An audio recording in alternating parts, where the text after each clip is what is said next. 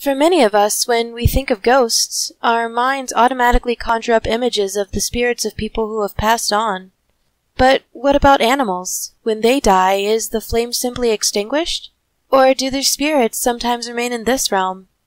Here are 5 stories about encounters with ghostly animals.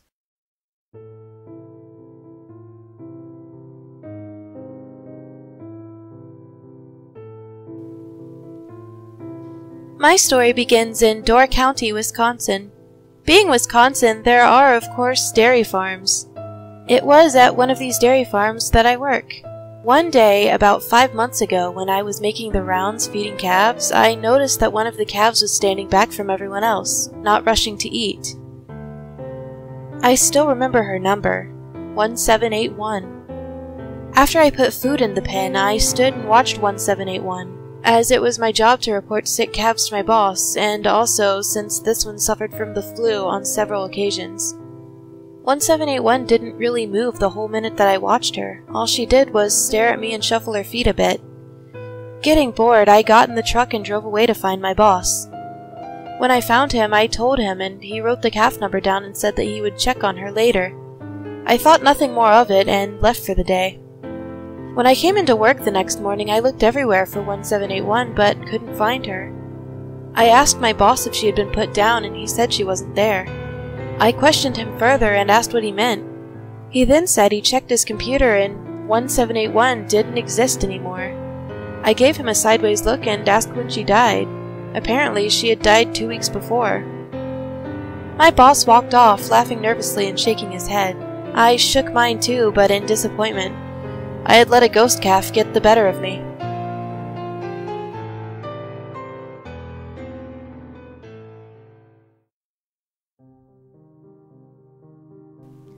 I am a doctor and I work in an elementary school. Recently, as I was climbing the inside steps of the school, I unexpectedly felt a bird land on my right shoulder. Even though I could feel the bird and the breeze from the flapping of wings, I couldn't see one. I knew that this bird was Francis, a pet ring-necked turtle dove that I had for 24 years. He died in September of 2009. All of it was extraordinary, but the really peculiar thing about the visit was that I saw nothing, but only felt Francis land and sit on my shoulder. What was also very odd was that I instinctively knew that it was Francis who had visited me. It was his presence, and without any consideration, I automatically knew it was him.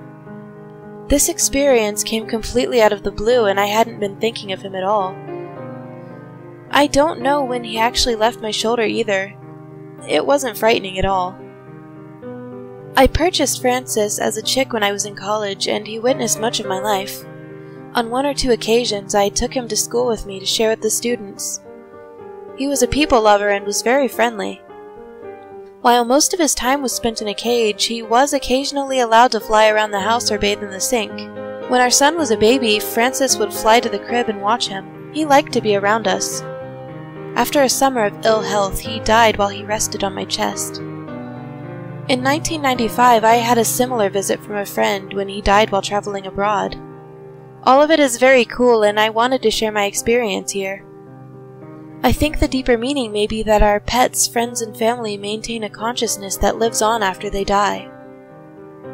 They are with us and continue to love us. I am delighted to have had these 2 experiences.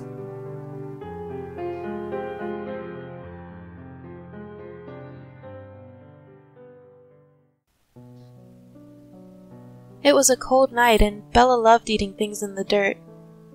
I had previously owned a garden with snail pellets, and to a puppy at 11 weeks old, they could kill her.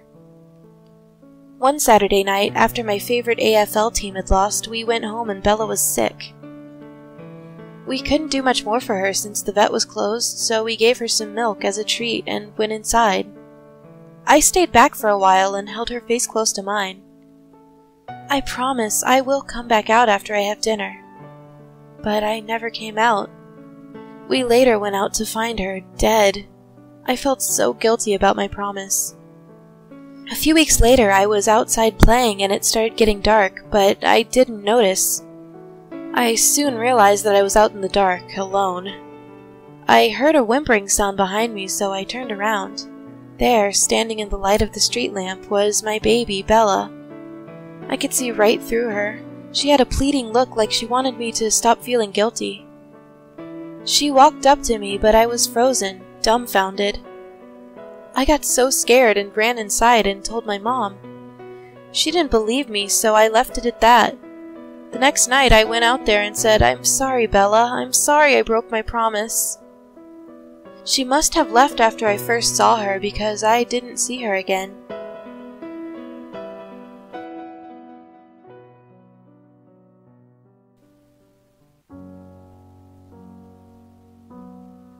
I want to start off by saying that I've suffered from autism and crippling depression my whole life, so when I refer to this cat as my best friend, I sincerely mean it. He stood by me for 14 years as the most faithful companion anyone could ever ask for. Unfortunately, his life was cut short by a neighbor's carelessness. It started with a very large sheepdog and ended badly. I would rather not go into details, but his death was sudden and it left a hole in my heart. He had been with me since childhood, and it was almost unreal at the time. It took several hours for reality to set in, but it sunk in hard. I spent the majority of the night sitting by the window and looking out at his grave. My father made a marker for him in the woods close to our home. I suppose I must have fallen asleep around 3 a.m. I will never forget the profound feeling of this experience. Unlike a normal dream, this has remained in my mind for 3 years now, just as crisp and clear as if it had actually happened. I was walking outside, and it was a nice sunny day. Bailey ran up to me like he always did and demanded a belly rub, which I happily obliged. We spent what seemed like an hour or more just hanging around like old times. He sat in my lap and I basked in the sun on the steps of our old house.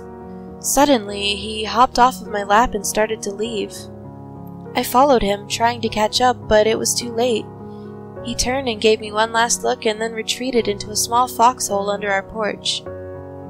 That was the last time that I would ever see him. He hasn't haunted my dreams since, nor have I had any other odd experiences. I feel as though this was his spirit coming to say goodbye, the goodbye that I didn't have a chance to give.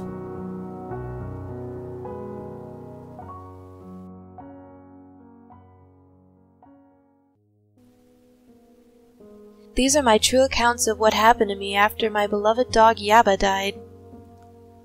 I felt compelled to tell my story to those who are suffering with the loss of their furry companions, to try to give them comfort and hope in knowing that death is not the end, but a transition. I hope with all my heart and soul that my story will touch someone who is grief-stricken with the loss of their pet, and give them some peace and understanding.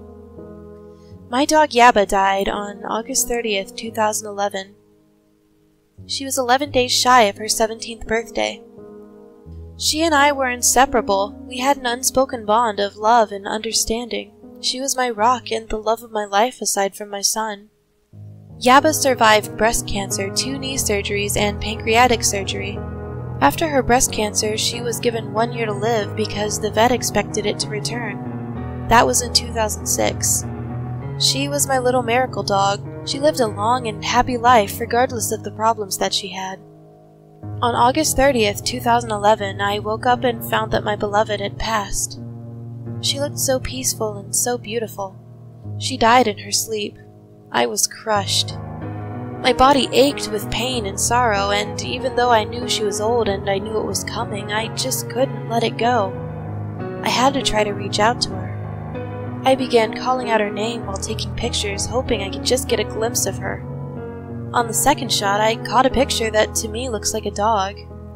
After that, I made a memorial where she used to lay.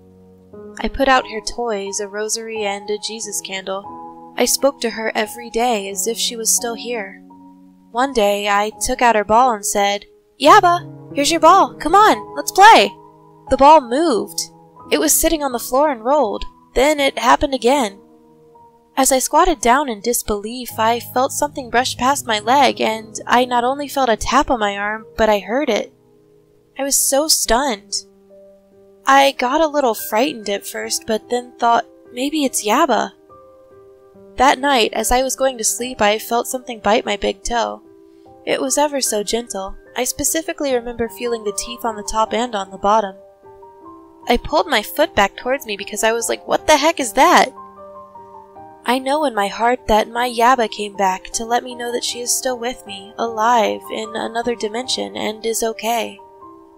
I am eternally grateful that my Yaba was able to make contact with me to let me know that she is still here and is very much alive in spirit. I believe that our immense love for each other helped to facilitate contact. So, to all of those people who have lost a beloved pet, I'm sure somehow, some way, your beloved pet will let you know that they are still with you. Have hope and, most importantly, believe and expect.